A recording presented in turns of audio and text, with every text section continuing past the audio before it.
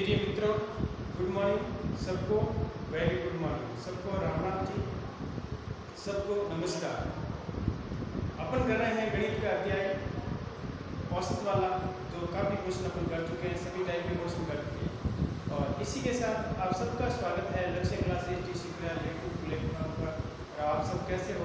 आप सब बहुत अच्छे होंगे और आपकी पढ़ाई भी बहुत अच्छी तरह से चल रही है। इसी के साथ आगे वाला क्वेश्चन देखते हैं। क्या क्या है क्वेश्चन? 5 वर्ष पहले ABCD की औसत आयु 45 वर्ष थी। यदि E को शामिल कर लिया जाए तो इन पांचों की वर्तमान औसत आयु 49 वर्ष है। तो E की वर्तमान आयु आपको ज्ञात करनी है। E की वर्तमान आयु ज्ञात करनी है, ठीक है ना? तो क्या करेंगे? सबसे पहले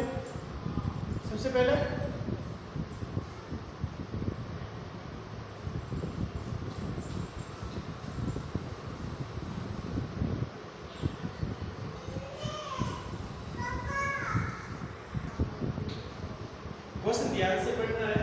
क्वेश्चन एक बार समझने या दूसरी बार आपको क्वेश्चन पढ़ना है। क्वेश्चन क्या कह रहा है? 5 वर्ष पहले ABCD की औसत आयु 45 वर्ष थी। 5 वर्ष पहले की बात कर रहा है, ठीक है ना? यदि E को शामिल कर लिया जाए, 5 वर्ष बाद आपको E को शामिल कर रहा है। 4 जन है, 4 जनों की औसत वर्तमान आयु कितनी है?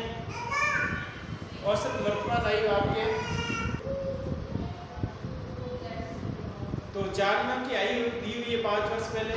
आपको औसत आयु 45 वर्ष है और 5 वर्ष बाद एक लड़के को शामिल कर दिया जाता है। इन पांचों की औसत आयु 49 वर्ष है।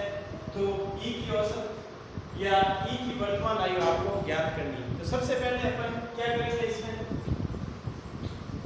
सबसे पहले अपन कुल आयु चारों की ज्ञात करेंगे। 5 वर्ष पहले की कुल चारों की आयु ज्ञात करेंगे। 5 वर्ष पहले A, B, C और D की कुल आयु कैसे होगी? 45 × 4 करेंगे तो कुल आयु का योग आएगा। कुल आयु का क्या आएगा? योग आएगा। 45 × 4 कितने हो गए? 5 और 20 असला 2 416 और 2 18 180 वर्ष हो गए चारों की कुल आयु। अब अपन वर्तमान की बात करें,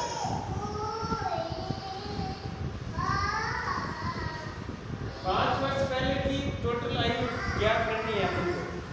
तो देखो 5 वर्ष पहले की टोटल आयु 180 वर्ष आ गई है। अब वर्तमान अपन बात करें, इसकी वर्तमान की बात करें तो क्या करना पड़ेगा? यदि 5 वर्ष बाद है, 4 जनों की है, एक जने की 5 वर्ष आयु ऐड होगी, 5 वर्ष ऐड होगी। वर्तमान 5 वर्ष हो गए। पहले एग्जांपल 4 जने हैं तो 4 × 5 टोटल 20 वर्ष आयु बढ़ेगी। चारों की आयु कितनी बढ़ेगी? 20 वर्ष बढ़ेगी। तो 180 के अंदर अपन 20 जोड़ेंगे तो 200 वर्ष। 200 वर्ष वर्तमान आयु हो गई चारों की। अब 5 का E शामिल करने पर E शामिल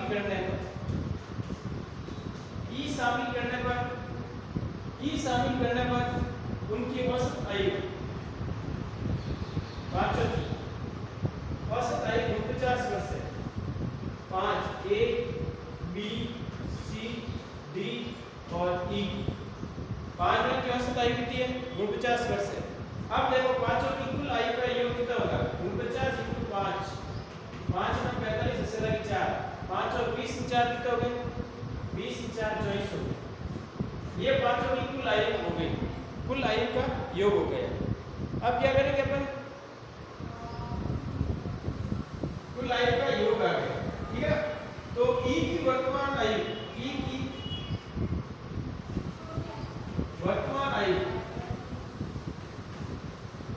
कैसे निकालेंगे? जो अभी वर्तमान में आई है टोटल आयु, उनमें से पीछे वाली आयु अपन चारों की माइनस कर देंगे। चारों की क्या करेंगे? माइनस।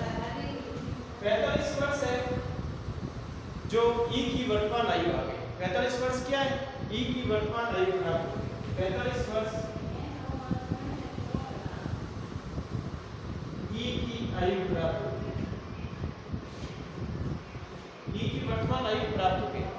तो प्रिय मित्रों, ऐसे क्वेश्चन में थोड़ा आपको दिमाग लगाना है। 4 वर्ष पहले गए या 4 वर्ष बाद में गए तो तो आपको यदि पूर्व बात करें वर्तमान की बात कर रहा है तो अपन प्रत्येक व्यक्ति के अंदर जो 5 वर्ष कह रहे हैं तो 5 वर्ष ऐड करके टोटल आयु आपको निकालने हैं। चार व्यक्ति है और 5 वर्ष पहले की बात कर रहा है तो अपन 5 × 4 20 वर्ष जोड़ेंगे, 20 वर्ष टोटल आयु में जोड़ेंगे तो वर्तमान आयु क्या होगी और पांचों की वर्तमान आयु औसत आयु से अपन गुणा करेंगे 5 से तो 245 होगा।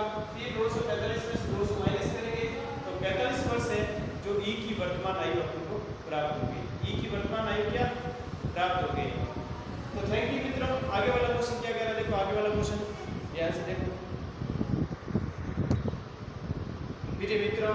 आगे वाला क्वेश्चन क्या कह रहा है, देखो ध्यान से। आगे वाला क्वेश्चन कह रहा है एक कक्षा के 32 छात्रों का औसत भार कितना है 30.5 किलोग्राम। यदि अध्यापक को भी शामिल कर लिया जाए तो औसत भार 500 ग्राम की बढ़ती हो जाती है। 500 ग्राम की क्या हो जाती है, बढ़ती हो जाती है। तो अध्यापक का भार अपन को निकालना है, अध्यापक का भार निकालना है। तो सबसे पहले क्या करेंगे अपन, सबसे पहले टोटल हो गए 32 प्लस 1 33 छात्रों का भार कितना हो गया 31 हो गया, क्योंकि 500 ग्राम की बढ़ती हो रही है।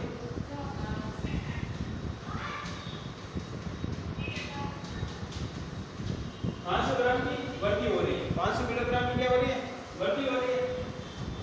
तो ये कितना हो गए 31 किलोग्राम। 33 अध्यापक सहित 33 जनों का औसत भार कितना होगा ये। अब देखो माइनस करेंगे इसमें से अध्यापक को अपन निकालते हैं तो 32 बचता है। 32 × 30.5 से गुणा करेंगे, 32 × 30.5 से गुणा करेंगे, 32 × 30.5 से गुणा करेंगे तो अध्यापक का भार अपन के पास आ जाएगा 31 के कितना हो गया 13 से लगे 9 31 के 13 और 9 कितना हो गया 102 हो गए। 32 बचे कितना होते हैं 160 होते हैं। असल लगी 16, असल कितनी लगी 16 लगी। 32 बचे 160 हो गए, असल कितनी लगी 16 तो 976 हो गए।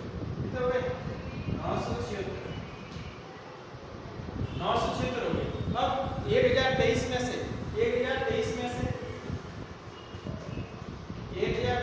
976 निकाल 13 में से 6 गया 7, यहाँ बचा 11 में से 7 गया 4, 9 में से 9 गया 6,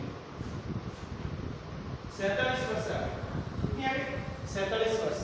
तो अध्यापक की आयु कितनी आ गई,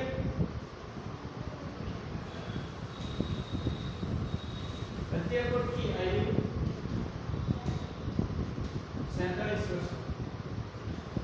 अध्यापक की आयु कितनी हो गई 47 वर्ष। एक बार क्वेश्चन को ध्यान से देखिए क्या कह रहा है क्वेश्चन।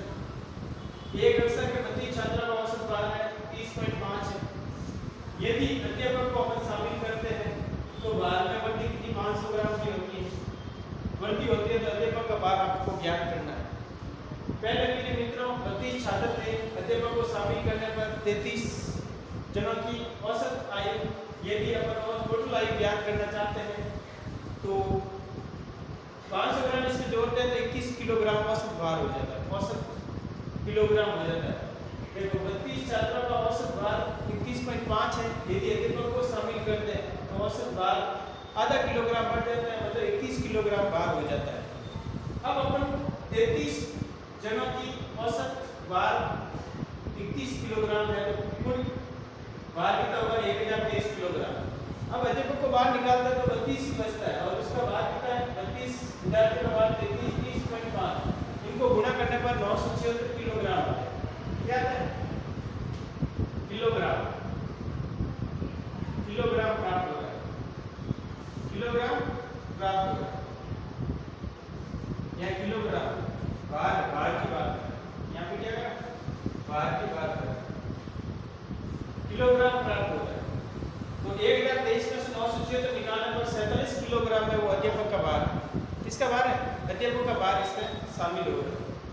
तो यदि 47 किलोग्राम को शामिल करने पर तो 33 जो टोटल है विद्यार्थी अध्यापक उनका औसत भार 21 किलोग्राम हो जाएगा। कितना हो जाएगा 21 किलोग्राम। ऐसे भी कर सकते हैं अपन, जैसे अपन को 32 × 30 में 5 से गुणा करेंगे, फिर 47 जोड़ेंगे तो 1023 आएगा। 1023 में 33 का भाग देंगे तो उसके बाद 21 किलोग्राम आएगा। कितना आ जाएगा? 21 किलोग्राम। ऐसे भी अपन कर सकते हैं। प्रिय मित्रों, thank you, all the best. यदि क्लास आपको बहुत अच्छी लगे तो क्लास को सब्सक्राइब नहीं आगे शेयर करना है और वीडियो को सब्सक्राइब और लाइक एंड कमेंट्स करना है। थैंक यू मित्रों, okay, all the best. Question आपको प्रीवियस वाले क्वेश्चन आपको मिलाना पड़ेंगे और प्रीवियस के क्वेश्चन मिला होगा तब आपकी प्रैक्टिस बहुत अच्छी होगी। और थोड़ा बेसिक अच्छा करें, बेसिक अच्छा करोगे तब आपकी प्रैक्टिस बहुत अच्छी हो जाएगी, ठीक है ना। तो बेसिक गुणा भाग, ट्रिपल स्क्वायर, क्यूब बहुत अच्छा करें, पार्ट है, वर्ग वर्ग घन, घनमूल वर्गमूल, ये सब बहुत अच्छा करें। Thank you.